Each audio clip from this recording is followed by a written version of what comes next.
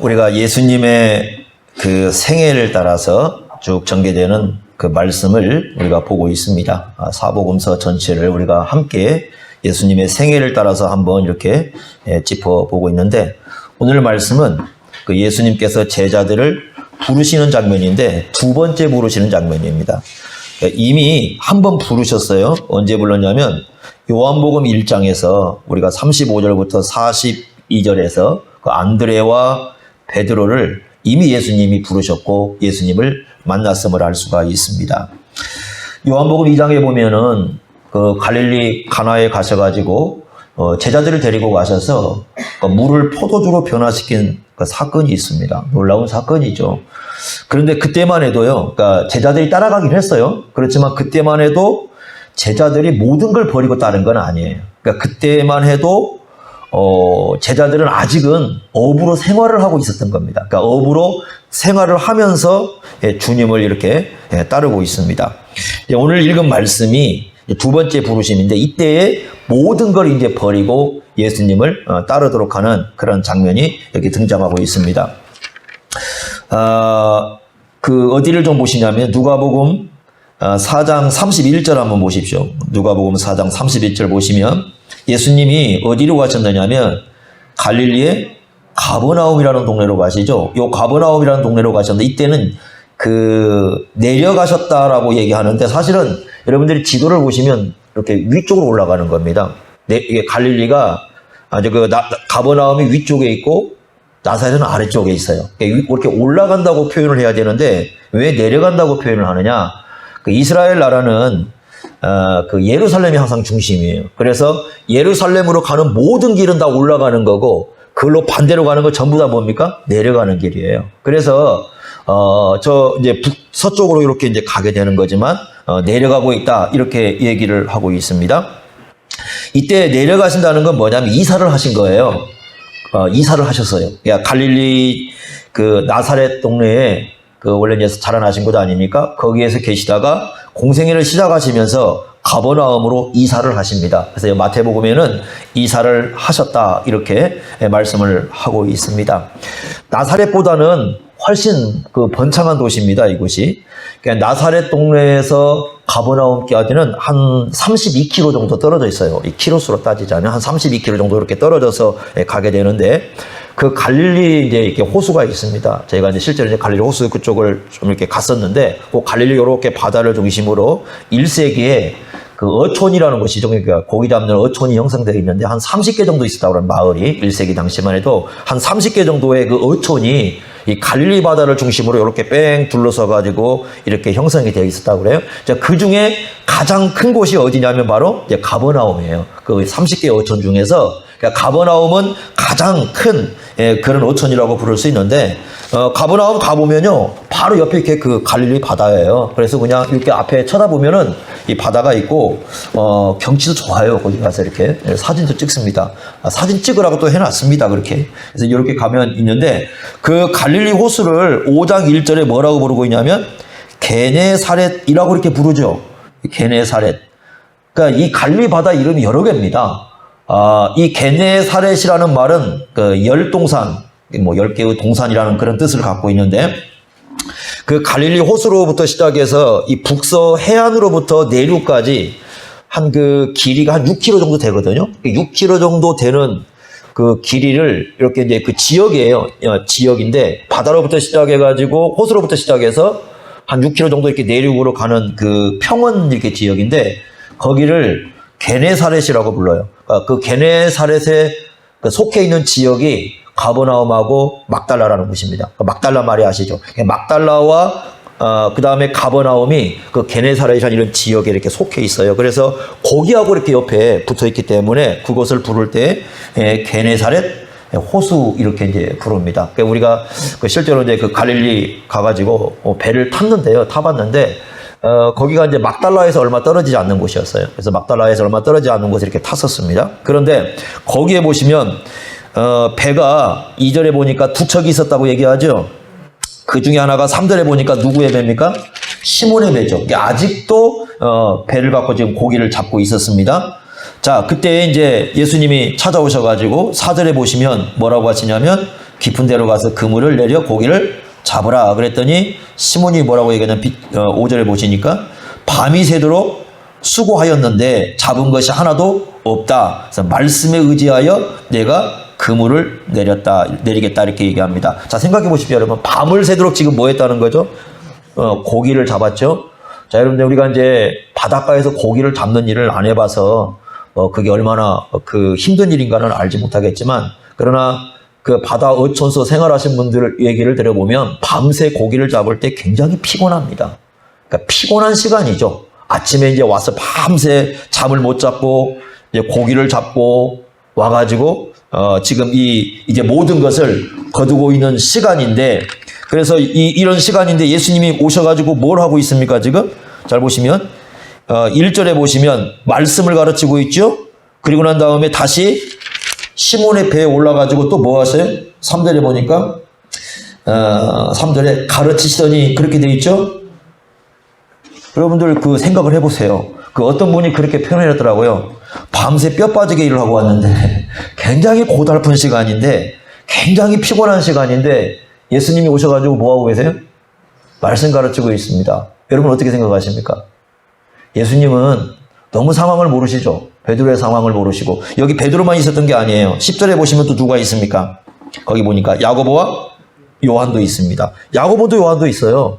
굉장히 피곤한 시간에, 고달픈 시간에, 너무 바쁜 시간에 밤새 일을 하고 와가지고 이 잠에 들어야 할 시간입니다. 이제 쉼의 시간을 가져야 할 시간입니다. 그래야 또 저녁에 일 나가잖아요.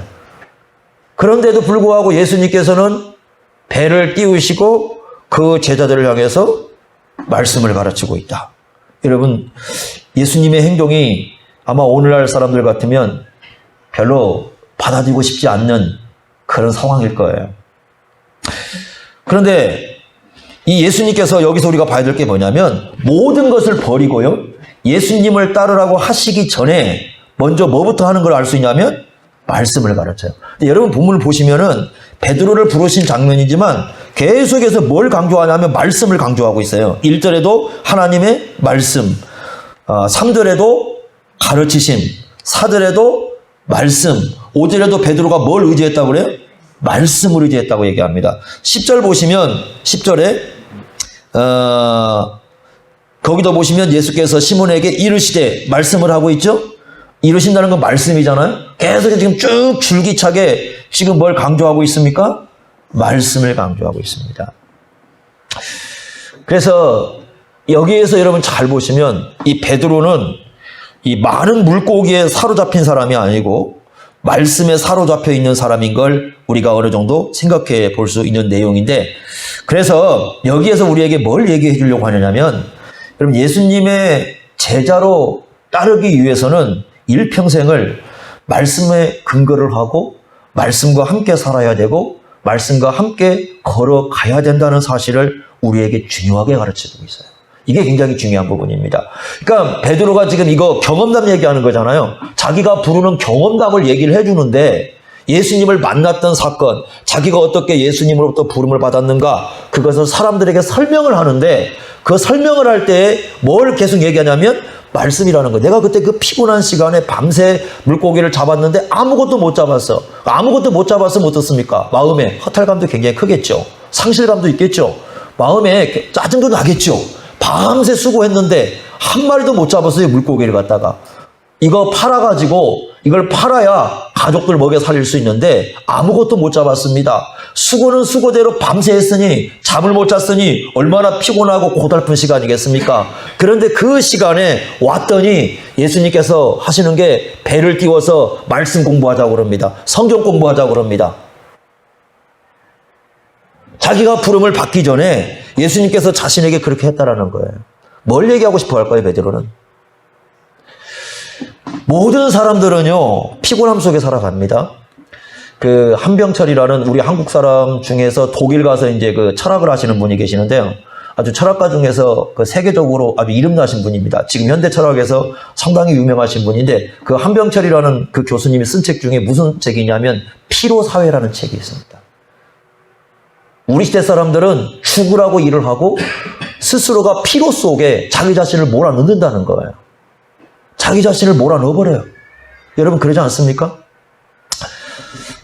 어떤 분이 그런 얘기를 합니다. 우리 시대는 우주를 잃어버렸다. 우주를 잃어버렸어요. 성경은 우주를 얘기합니다. 성경 시작하면서 창세기 1장부터 시작할 때 하나님이 태초에 천지를 창조하셨다. 우주를 얘기하거든요. 우리 시대는 우주를 잃어버렸습니다. 도시의 밤하늘에는 별 보기가 힘듭니다. 그런데 어떤 마음이 됐느냐? 이렇게 된 거죠. 별 보기 힘든 게 문제가 아니라 지금 사람들은 별을 못 봐도 별로 이상하지가 않다는 거죠. 저녁에 달이 안 보여도, 저녁에 별이 안 보여도 별로 이상하지가 않아요.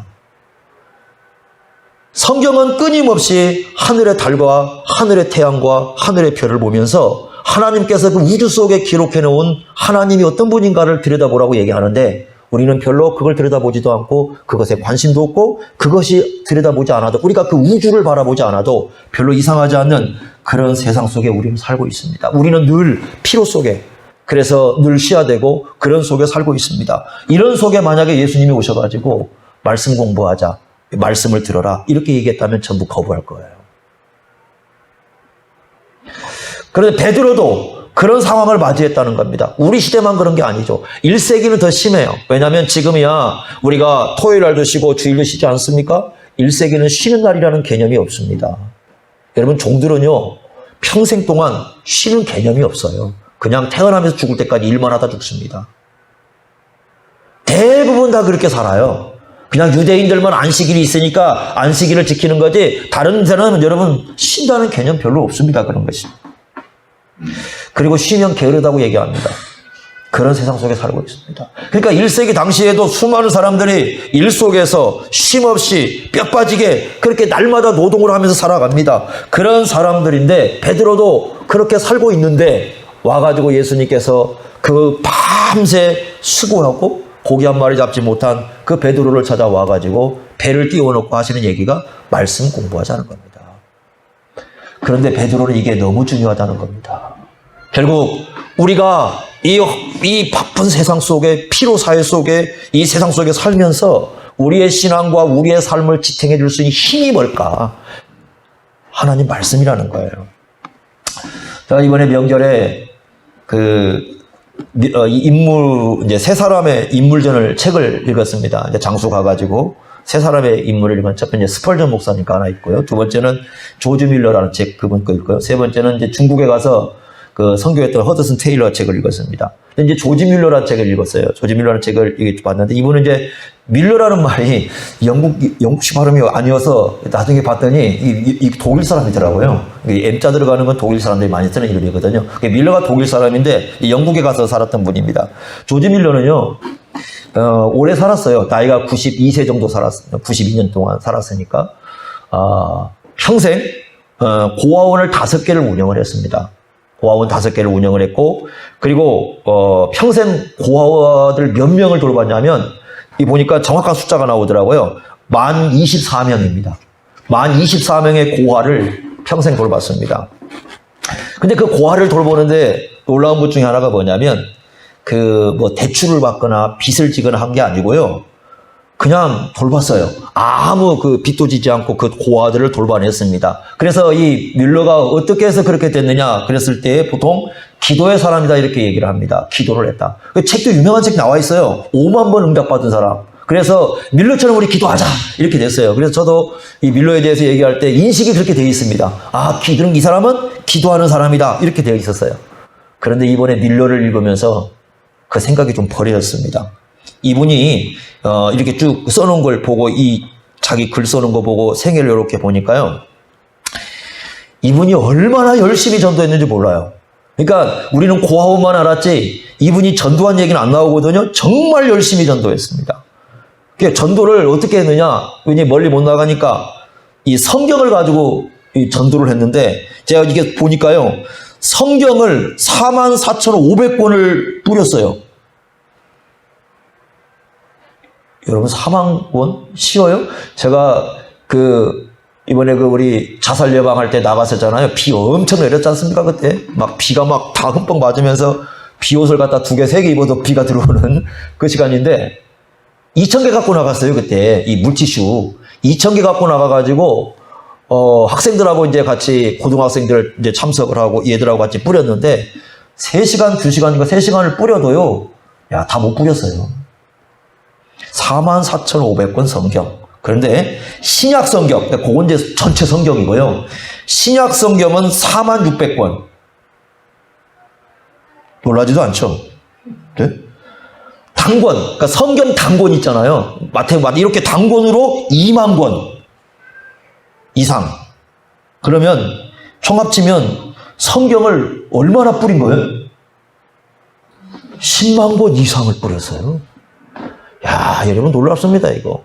10만 권 이상을 뿌리면서 복음을 전했던 사람이더라고요, 이 사람이.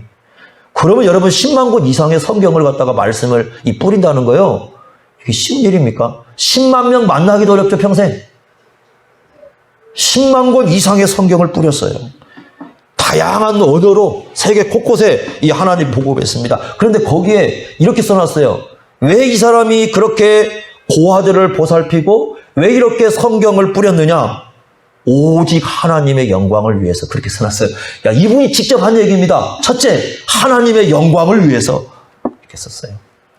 그런데요, 더 놀라운 건 뭐냐면 평생 이분이 관심을 가지고 마음을 쏟은 게 뭐냐면 이분이 쓴 글 곳곳에 이게 나와요. 하나님의 말씀을 읽고 묵상하는 것. 이 얘기가 곳곳에 등장을 하고 있습니다. 그 밀로의 평생 그 과제, 그러니까 평생 이분이 신앙생활하면서 가졌던 과제가 뭐냐면 거기 보니까 이렇게 돼 있습니다. 하나님을 즐거워하는 거다. 자기 평생 과제가 하나님을 즐거워하는 거래요. 여러분 소요일문답, 일문답이 뭡니까? 사람의 제일 되는 목적이 하나님을 영화롭게 하고 영원토록 그를 즐거워하는 거잖아요. 평생 하나님을 즐거워하는 게 자기의 과제랍니다. 그런데 어떻게 하나님을 즐거워할 수 있는가? 성경을 통해서 하나님의 얼굴을 만나고 예수님의 얼굴을 만날 때다.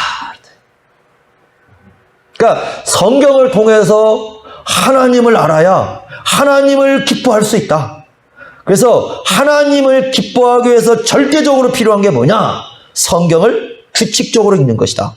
그래서 성경을 부지런히 살피고 묵상하라 이렇게 얘기하면서 얼마나 이 성경을 읽는 것을 강조하고 하나님의 말씀을 강조했는지, 야, 제가 이번에 읽으면서 놀랐습니다. 71세 되었을 때요. 그러니까 71세 되면은 우리 한국에서는 이제 70이 되면 목사 은퇴입니다. 은퇴 나이인데 72세 때 젊은 신자들을 모아놓고 뮬러가 이렇게 얘기를 합니다. 그게 이렇게 나와 있는데, 나는 회심 이후, 이게 뮬러가 원래 이제 부모가 예수 안 믿어요. 예수 안 믿고 몇 살 때 예수 믿으려면 20살 때 예수를 믿었습니다. 근데 그동안은 나쁜 짓 많이 했어요. 그래서 16살 때 절도죄에 걸려가지고 감옥살이도 했던 사람이에요. 나쁜 짓 많이 해요. 여러분들 성경 인물 중에서 그런 사람도 있습니다. 그런데 회심을 했습니다. 이렇게 썼습니다.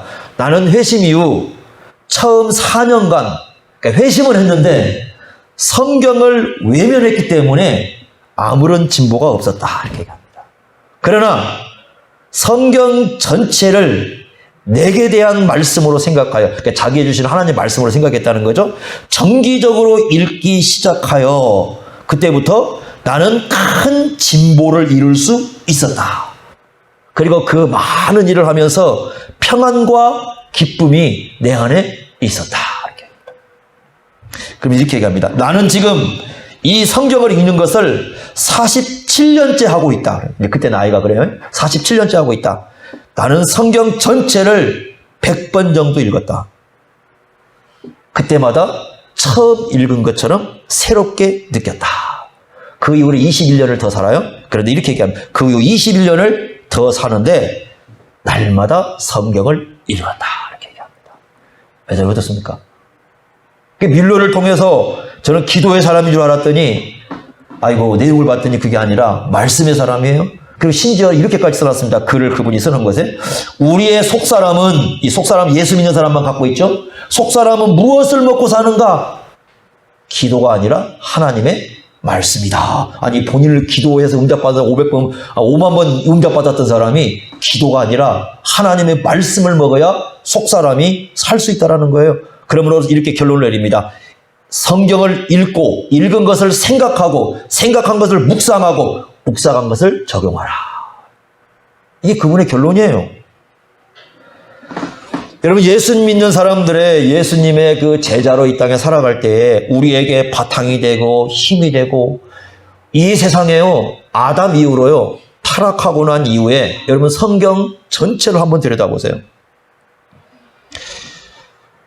창세기부터 요한계시록까지 편안하게 산 사람이 있습니까?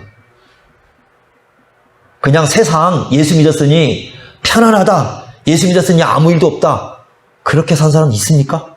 한 사람도 없어요. 성경의 위대한 인물들 가운데요, 편안하게 산 사람이 있습니까? 스펄전 목사도 오래 산 줄 알았더니 60세도 못 넘기고 삶을 마쳤더라고. 스펄전 목사 같으면 세계 설교자의 황태자라고 부르지 않습니까? 일주일에 책을 보통 5권, 6권 읽었다고 하시는 분인데, 근데 보니까 그분도 평생 통풍 이런 거요? 관절염, 이 질병으로 고생하지 않은, 여러분, 칼빈이 고생한 것은 두말할 것도 없고요. 이 성경의 인물 가운데 이 편안하게 산 사람 별로 없어요. 건강으로나 세상적으로나 편하게 산 사람이 어디가 있습니까? 그런데 이 모든 세상 속에서 그렇게 어려움과 죄악이 있고 환난이 있고 고난이 있고 박해가 있고 때로는 고달프고 때로는 피곤하고, 이 세상을 어떻게, 그러면서 이런 세상 속에 살면서 어떻게 하나님의 영광을 생각하고 하나님을 즐거워하는 삶을 살았는가라는 걸 보면 그 밑바탕에 하나님의 말씀이 있었다는 겁니다. 하나님의 말씀이 있었어요. 예전에는요, 예전 성경은 이렇게 세로로 되어 있었잖아요. 여러분, 처음 갈 때 이 세로 시대가 있고 가로 시대가 있어요. 그 세로 시대는 아주 오래됐을 때 교회를 가신 분들이고, 지금은 성경이 다 이렇게 되어 있잖아요. 여러분, 옛날에는 교회 가게 되면 옛날 성경, 세로로 된 성경에 빨간색이 있어요, 없어요? 네? 있어요, 없어요? 없죠? 근데 빨간색이 많지요. 그거 누가 쳐놓은 겁니까?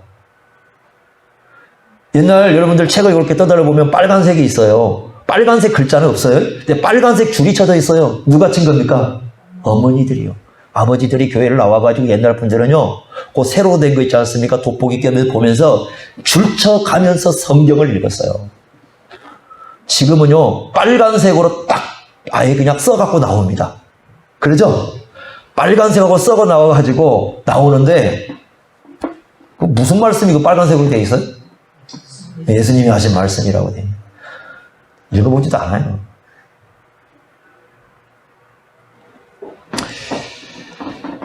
여러분, 교회에서요, 최고의 즐거움, 주일학생들도 마찬가지. 우리 한국교회가 젊은 애들부터 시작해서 주일학교까지 상당히 지금 엄청난 어려움에 처해 있습니다. 그런데 왜 그러느냐? 여러분, 이겁니다. 우리 성도들도 다 마찬가지고, 이건 예외가 없어요. 목사도 일반 성도도 애들이 다 마찬가지예요. 성경보다, 하나님 말씀보다 더 재미가 있는 것이 교회에 있으면 안 돼요. 교회는 언제부터 망하냐? 성경보다, 하나님 말씀보다 더 재미있는 것이 교회에 생기면 그때부터 교회는 망합니다. 무너져요, 그때부터. 교회의 최고의 즐거움은 하나님의 말씀이어야 되는 거예요. 여기서 맛을 느껴야 되고, 여기서 즐거움을 느껴야 되고, 이 영혼의 양식을 먹으면서 여러분 기쁨을 느껴야죠. 여러분, 몸이 언제 즐겁습니까? 먹을 때. 그러죠? 명절날 먹을 때 즐겁죠? 다 찡거리던 사람도, 방에서 누워 자던 사람도 자기 먹고 싶은 거 딱 나오면 어떻습니까? 얼굴이 다 환해지죠? 먹는 거 나오면 다들 이 몸이 좋아집니다. 우리 영혼이 가장 즐거움이 될 때, 영혼이 가장 힘을 얻을 때, 이 영혼이 가장 기쁨이 될 때가 언제야 되느냐? 하나님의 말씀에서. 그런데 이 말씀보다 더 즐거운 것이, 말씀보다 더 관심 있는 것이 우리 삶 속에 생기는 그 시작부터 교회는 무너지고 우리 신앙도 무너지기 시작을 합니다. 여러분, 주일학교가 우리 아이들을 이번에 해봤지만 부모들이 애들 성경학교 보내고 뭐 해놓고 하나님의 말씀을 어떻게 배웠는지, 말씀이 얼마나 즐거웠는지를 묻는 게 아니에요. 갔다 오고 나면 가서 뭐 재밌는 거 있었느냐 물어봐요. 성경 외에는, 성경은 재밌다고 하지 않고 성경 외에 뭐 재밌은 거 있었느냐? 그럼 아이들이 그럼 뭐라고 하냐면 재미 하나도 없어요. 에이, 그럼 보내지 말아야지. 교회도 그래요. 교회도 여러분씩 오면은, 야, 교회 와가지고 하나님 말씀이 즐겁고 하나님 말씀이 즐거움이 되고, 우리가 10편 1편도 마찬가지 2절에 그러잖아요. 오직 여호와의 율법을 어떻게 하고? 즐거워해야 되잖아요. 기쁨이 돼야 되고, 말씀을 읽어가면서 그 말씀의 맛을 알아야 신앙이 살아나고 영혼이 살아난다니까요. 아무리 오랜 신앙생활해도 말씀에서 맛을 못 느끼고 영혼의 양식을 거기서 취하지 못하면 그 사람은요, 평생 가도 신앙생활에서 기쁨을 못 누리게 돼 있어요. 힘을 얻지 못해요, 거기서. 늘 오히려 고달픔이 되는 거고 신앙생활이 그렇게 됩니다. 그래서 베드로는 얘기하는 겁니다. 자기가 어떻게 그 고달픈 시간 속에서 어떻게 다시 예수님 앞에 나와서 어떻게 자기가 부름을 받았느냐. 근본 바탕에 뭐가 있었다? 하나님의 말씀이 있었고 주님의 말씀이 있어가지고 그 말씀 때문에 자기가 사로잡혔다고 얘기를 하는 겁니다. 말씀에 사로잡혔기 때문에 베드로가 뭐라고 얘기하는 거예요? 그게 중요한 거죠. 5절에 뭐라고 해요? 말씀에 의지하여. 그게 왜 그냥 나온 게 아니고 말씀에 사로잡혔기 때문에 나오는 얘기예요. 말씀에 의지하여 그 고달픈 시간에 이걸 했다. 자, 여러분, 베드로가 어떻게 바뀐가 볼까요? 5절에 뭐라고 부릅니까? 예수님을 뭐라고 불러요? 5절에 보니까 선생님. 왜 선생님이라고 불러요? 말씀을 가르치고 했으니까. 8절에 바뀌죠. 뭐라고 부릅니까? 8절에는 주여. 이게 바뀌어요. 자, 주여 부르는데 그냥 안 불러요. 자, 선생님은 서서 부르는 거고요. 주여라고 부를 때 8절에 어떻게 합니까? 예, 무릎을 꿇어요. 이게 중요한 겁니다. 예수님 앞에 무릎을 꿇습니다. 그리고 예수님을 누구라고 불러요? 주여라고 부릅니다. 어떤 상황이 발생한 거죠? 배에서 너무 중요한 경험을 하죠. 자, 4절에 예수님의 말씀을 보겠습니다. 예수님이 말씀을 딱 마치시고 난 다음에 베드로에게 뭐라고 합니까? 깊은 데로 가서 그물을 내려 고기를 잡으라 그랬더니 5절에 시몬이 뭐라고 하냐면 선생님, 우리들이 밤이 새도록 수고하였으되 잡은 것이 없습니다. 지금 상황은 이렇다는 거죠. 그런데 잡은 것이 없지만 뭐라고 얘기합니까? 말씀에 의지하여. 4절에 말씀은 마쳤지만 끝난 게 아니라 그 마친 말씀을 어떻게 하고 있습니까? 의지하여. 이게 예수님의 말씀을 들은 베드로의 반응이에요. 얼마나 허망할까요? 밤새 수고했는데 아무것도 얻은 게 없어요. 제가 얼마 전에 그 사람들 모인 자리에 딱지떼인 얘기를 한번 하더라고요. 그래서 여러분 그 자동차 몰고 가다 딱지떼이지 않습니까? 제가 이런 생각을 해봤어요. 하루 종일 이렇게 차 운전하고 다니시면서 그 물건 파신 분들 계시잖아요. 딱지가 딱 떼였다. 한 10만 원짜리 날라왔다고 생각해 보세요. 아, 그러면 얼마나 허망하겠어요. 하루 종일 수고를 했는데 그것보다 딱지값이 더 나왔어요. 근데 그런 일이 굉장히 많아요. 얼마나 허망하겠습니까? 자, 이런 상황인데요. 여기 한번 잘 우리가 몇 개 힌트가 하나 숨겨졌습니다. 첫째, 우리가 보십시다. 예수님은 어부 출신이 아니죠. 예수님 직업이 뭐예요? 마태복음 13장 55절에 보면 사람들이 목수의 아들이 아니냐 그래. 목수죠. 그 목수라는 말이요. 그 헬라어로 텍톤이라는 말이에요. 텍톤 이 말인데 그 텍톤이라는 말은요. 원래 그 나무를 다루는 목수에게만 쓰는 표현은 아니고 건축하는 사람 모두에게 쓰는 말이에요. 그런데 사실 그 1세기에 나사렛에 그렇게 많은 사람들이 살지도 않았었고 목재가 굉장히 귀했거든요. 그런데 그 옆 부분에 얼마 안 떨어진 곳에 그 석재, 그러니까 이스라엘 가보면 알겠지만 전부 이게 돌로 집을 지어요. 돌이 하도 많으니까요. 거기는 돌이 굴러다니는 거니까 돌이 많아서 돌로 이렇게 집으니까 그 집들이 거의 다 이 돌로 되어 있거든요. 그런데 그래서 예수님을 누구로 보냐면 석공으로 보는 분들이 대부분 많습니다. 학자들 중에는 예수님은 목수가 아니라 거기서 그 말은 석공으로 봐야 된다. 왜냐하면 그 목재보다는 석공이 훨씬 돌이 많으니까 이렇게 얘기합니다. 그런데 어쨌든 목수든 석공이든 예수님은 고기를 잡는 전문가는 아니에요. 그럼 베드로는요? 전문가예요. 고기가 언제 어느 때 잡히는지 아는 사람이죠. 그물을 다루는 기술을 갖고 있어요? 자, 여러분 한번 보십시오. 비전문가가 평생 동안 나무나 아니면 돌을 갖고 깎고 하시는 분이 평생 동안 고기를 잡고 살아온 전문가에게 가가지고 야, 고기 이렇게 잡으라고 하면 뭐라고 하겠어요? 아유, 턱도 없는 소리 하지 마세요. 아니 그냥 그 돌이나 잘 다듬고 그러지, 고기는 우리가 전문가인데, 아니 밤새 해봤지만 안 됐는데 뭘 우리 보고 고기를 잡으라고 하세요? 그러죠? 여러분 그러지 않겠어요? 목회자들이 무슨 얘기하면 그래요. 어떤 분들, 목사님들은 뭐 경험도 안 해보고 전문가도 아니면서. 여러분 전문가라서 하는 거 아니거든요. 어떻게 평생 전문가를 다 얘기합니까? 요즘 다 전문가 됐더라고요. 뭐 정치 얘기하면 다 하고, 경제 얘기하면 다 하잖아요. 의사들은 다 자기 다 의사잖아요. 그죠? 요즘 다 전문가 됐어요. 근데 비전문가인 예수님이 전문가인 베드로에게 와가지고 어부들을 모아놓고 고기를 저기 가서 잡으래요. 순종할 수 있겠습니까? 두 번째, 밤을 샜죠. 해가 떠올랐습니다. 자, 물고기는 밤에 많이 잡힙니까? 낮에 많이 잡힙니까? 자, 이렇게 어렵죠. 고동, 여러분 아시죠? 고동이 다슬기. 다슬기는 밤에 많이 잡혀요? 낮에 많이 잡혀요? 밤이죠. 왜 그래요? 밤에 올라오죠. 갈릴리 바다도 마찬가지인데요.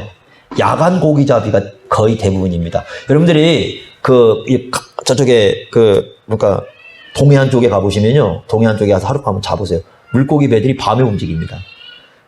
거기도 마찬가지인데 이 물고기가 밤에 활동을 하고요. 위로 올라와요. 물고기가. 이렇게 위로 저녁이 되면. 낮에 되면 그럼 어떻게 되겠어요? 다 밑으로 숨어버리죠. 그러면 밤에 고기가 가장 잘 잡힌 때 아닙니까? 그 시간에. 고기를 가장 잘 잡힌 밤 시간에 고기를 잡았어요. 그런데 고기를 잡았어요? 못 잡았어요? 못 잡았죠. 밤에 못 잡은 고기를 낮에 잡을 수 있습니까? 여러분, 경험과 상식에 맞아요? 안 맞아요? 전혀 안 맞아요.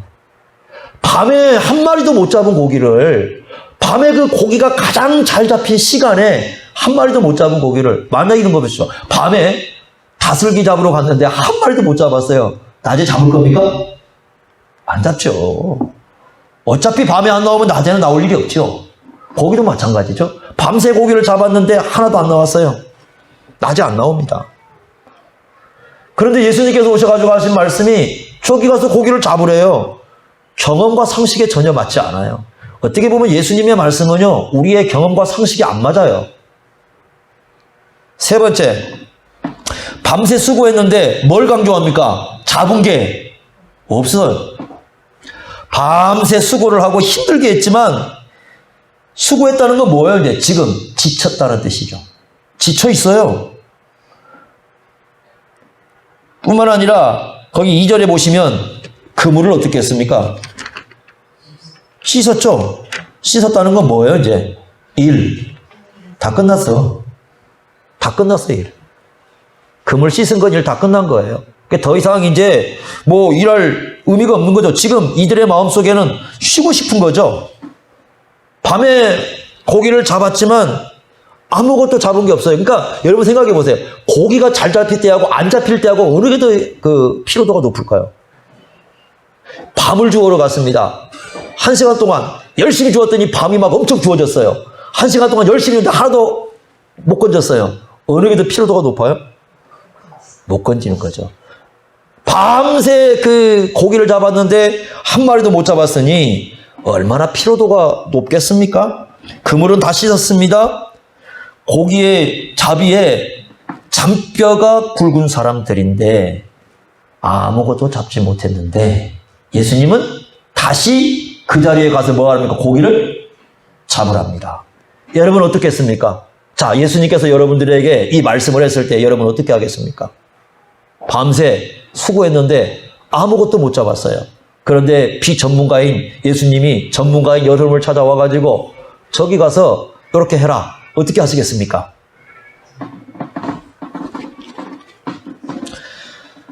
지금 이 모든 조건은 예수님의 말씀을 거부할 수 있는 조건이죠. 어느 것 하나 순종할 수 있는 말씀이 아니에요. 그런데 베드로는 지금 그것보다 뭐가 지금 자기를 더 끌어당기고 있어요? 앞에서 가르쳤던 예수님의 말씀이에요. 그러니까 지금 모든 자기 상황은 뭐 할 수밖에 없는 조건이다? 거부할 수밖에 없는 조건이다. 안 된다고 말할 수밖에 없는 조건. 이거 안 됩니다. 주님 이거 맞지 않습니다. 라고 상식에 어긋납니다. 경험에 어긋납니다.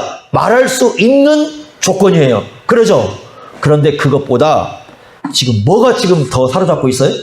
말씀이에요. 그래서 뭐라고 얘기합니까? 5절에 보니까 뭐에 의지해서? 말씀에 의지해. 경험에 의지해서 내리는 게 아니에요, 지금. 내 경험에 의지해서 내리겠습니다가 아니고 상식에 의지해서 내리겠습니다도 아닙니다. 단지 뭐 하나 의지하는 겁니까? 말씀 의지합니다. 그랬을 때 어떻게 되겠습니까? 여러분들 그러잖아요. 제가 이제 이렇게 우리가 어떤 생활을 할 때요. 야, 하나님께서는 이런 걸 원하시고 이렇게 하실 거야. 그러면은 사람들의 반응이 그래요. 하나님은 너무 형편을 모르신다는 거죠. 시대를 모르신다는 거예요, 하나님. 여러분 시대를 모르시고 형편을 모르시고 하신 말씀이겠어요?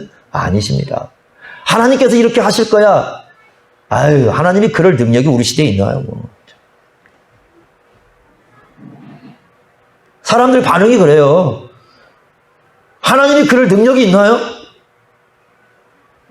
여러분, 하나님이 여러분 삶을 살펴줄 능력이 있을까요? 이스라엘 백성들이요, 가나안 땅에 가잖아요? 그런데 출애굽기 17장에 보면 물이 없습니다. 물이 없어요. 딱 갔는데 물이 없습니다. 생각해 보십시오. 200만 명이 물을 먹어야 됩니다. 동물들이 있습니다. 물이 하나도 안 보여요. 어떻게 하겠습니까? 그때 이스라엘 백성들은 이렇게 얘기합니다. 우리가 보면 하나님을 시험했다고 나오죠? 하나님 계신가? 안 계신가? 그 얘기가 무슨 얘기냐면요. 하나님 안 계시다는 얘기가 아니에요. 오해하시면 안 돼요. 이런 거예요. 우리가 지금 당장 필요한 물도 하나 공급하지 못하는 하나님이 어떻게 가나안 땅까지 인도하지? 그 뜻이에요. 아니, 지금 우리가 당장 필요한 것이 물인데 그 물 하나도 공급해주는 못하는 하나님께서 어떻게 저 가나안 땅까지 우리를 인도하겠다는 거야? 하나님 능력이 있습니까? 그래서 여러분 시편에 그랬잖아요. 본 백성들이 또 거기 나오는 얘기라고 하는데 이 광야 속에서 하나님이 우리에게 식탁 차려줄 수 있어? 그런 능력이 어디가 있어? 그렇게 해서 불신했다고 그러잖아요. 여러분 그게 문제입니다. 하나님이 그럴 능력이 있습니까? 라는 거죠. 그런데 순종했더니 어떻게 됩니까? 고기가 잡혔어요. 어떻게 잡혔느냐? 두 가지를 우리가 보여주는데, 자, 7절 보니까 배가 몇 개가 채워졌어요? 2배를 채웠어요. 그리고 어떻게 되고 있습니까? 배가 잠기게 된다는 건 너무 많아가지고 점점 이게 쭉 내려가는 거죠. 아이고, 이거 고기를 잡았더니 배가 가라앉기 시작을 합니다. 얼마나 많은지요. 그때 베드로가 어떻게 합니까? 그때입니다. 그때 베드로가 8절에 보니까 예수의 무릎 아래에 엎드려서 뭐라고 불러요? 주여. 바뀌었죠? 선생님에서 뭘로 바뀌었어요? 주여. 왜 이렇게 바뀌었어요? 보세요. 물고기를 잡는 전문가는 자기지만 물고기를 만드신 분은 누구예요? 예수님이시잖아요. 창조주십니다. 창조주하고 사람하고 누가 더 전문가예요? 에? 여러분 보세요. 하나님하고 우리하고 누가 더 전문가냐고. 하나님이시라니까요. 그러니까 지금 여기에서 베드로가 깨달은 게 그거예요. 예수님이 신적인 존재인 걸 거기서 깨닫기 시작한 거예요. 그러니까 어릴 때부터 배웠을 거 아니에요. 하나님은 세상을 뭐 하신 분이다. 창조하신 분이다. 예수님이 그런 분이시잖아요. 그러니까 베드로보다 물고기에 대해서 훨씬 더 잘 아셔요. 여러분 보세요. 우리가 우리 자신을 잘 아는 것 같죠? 뭘 얼마나 압니까? 우리가 우리 자신 잘 아는 것 같죠? 천만의 말씀이에요. 하나님보다 우리가 우리 자신을 더 잘 알지 못해요. 우리가 얼마나 나쁜 놈인가, 우리가 얼마나 못돼 먹은 놈인가, 우리는 포장하고 싶어 합니다. 하나님은 정직히 얘기하셔요. 하나님보다요, 우리가 얼마나 더 나쁜 놈인가, 우리가 우리 자신을 아는 것보다 하나님이 더 잘 아셔요. 우리 인생이요? 어떻게 합니까? 오늘 밤을 어떻게 알고 내일을 어떻게 합니까? 그러나 우리 인생의 모든 걸 누가 주권을 쥐고 있어요? 하나님이시죠. 하나님 하나님은 모든 걸 우리보다 더 잘 아시는 거예요. 그랬을 때 어떻게 하는 겁니다. 무릎을 꿇고 예수님을 주여 이렇게 불러요. 그때 뭘 맡겨요? 10절에 보니까 내가 사람을 어떻게 하리라? 취하리라 그랬죠. 이 말씀이 마태복음 4장에는 뭐라고 되어 있습니까? 네가 사람을 낚는 어부가, 거기서 같은 말씀이에요. 네가 이제부터는 뭘 낚는 어부가 될 것이다? 사람을 낚는 어부가 될 것이다. 이제는 거죠. 지금 인격적인 하나님이시죠. 지금 그 자리에 인격적으로 와 계신 하나님이 예수님이. 그렇죠? 그리고 그 인격적인 말씀이 누구에게 주어져요? 베드로 자신에게 주어지는 거예요. 어떻게 했을 때? 무릎 꿇고 누구라고 불렀을 때? 주여라고 불렀을 때. 여러분 보십시오. 이게 베드로의 인생의 완전한 전환점이 됩니다. 사람을 낚는 어부가 된다. 물고기를 낚는 어부는요, 물고기는 잡으면 다 죽이는 거죠. 죽여야 되잖아요, 밥상에 올라가려면. 사람은 죽이는 게 아니라 사람을 어떻게 해야 됩니까? 살리는 겁니다. 그래서 예수님 이런 말씀하는 겁니다. 이제부터는 네가 물고기를 잡았지만 지금부터는 사람을 살리는 뭐가 될 거다? 어부가 될. 이제 여기서 사명을 맡기시는 겁니다. 여러분, 사명을 맡는 사람은 둘 중에 하나입니다. 첫째, 정말 예수님 앞에 무릎을 꿇고 주여라고 부르면서 사명을 받은 사람이 있고, 전혀 예수님 앞에 무릎 꿇지 않고 주님이라고 고백하지 않고 이 일을 맡은 사람이 있어요.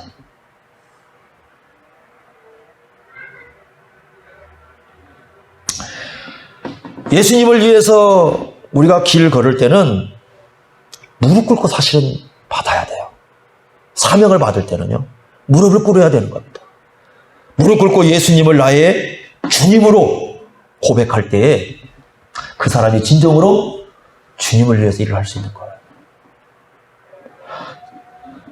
예수님이 우리를 부르신 것은 두 가지가 있어요. 부르심은. 성경에 부르심을 두 가지를 얘기합니다. 첫째는 구원의 부르심이 있어요. 구원의 부르심. 우리를 구원하기 위한 걸 부르심이라고 불러요. 고린도전서 1장 2절에 보면 성도라 부르심을 받았다. 이건 개인적으로 불러요. 누구야? 마치 그 이름을 부르듯이요. 누구야? 하고 이렇게 개인적으로 부르듯이 이렇게 우리를 불러서 구원을 시키는 부르심이 있어요. 또 하나는 뭐냐면 사명의 부르심이 있습니다. 고린도전서 1장 1절에 보면 바울이 이렇게 얘기합니다. 사도로 부르심을 받았다. 이런 거죠. 그러면 그 구원을 위한 부르심은 개인적인 부르심이에요.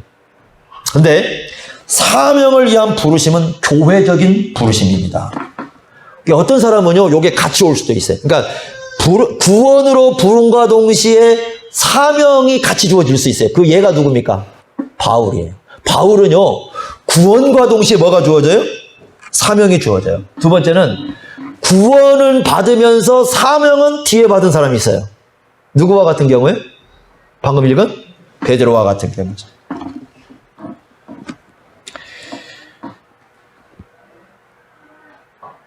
이걸 통해서 베드로는 이런 얘기를 해주는 겁니다.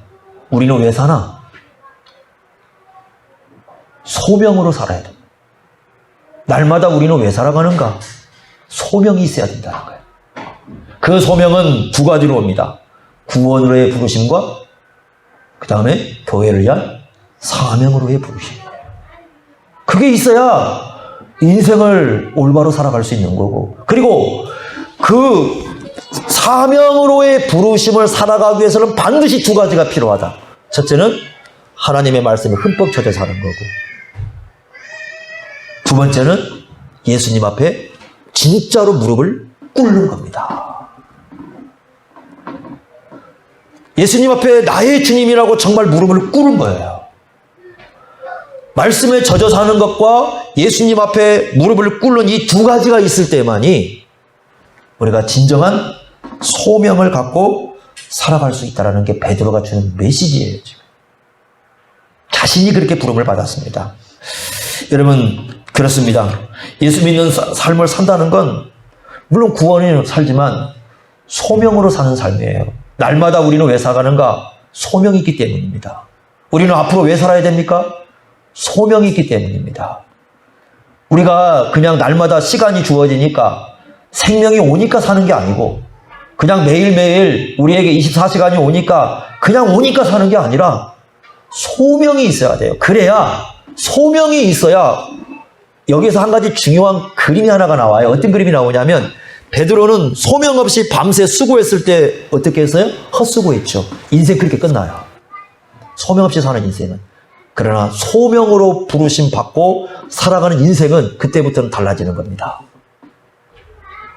이것이 바로 베드로가 우리에게 보여주는 것입니다. 그래서 여러분 이 말씀을 기억하시면서 소명으로 삽시다. 소명으로. 주님께서 왜 여러분 불렀겠습니까?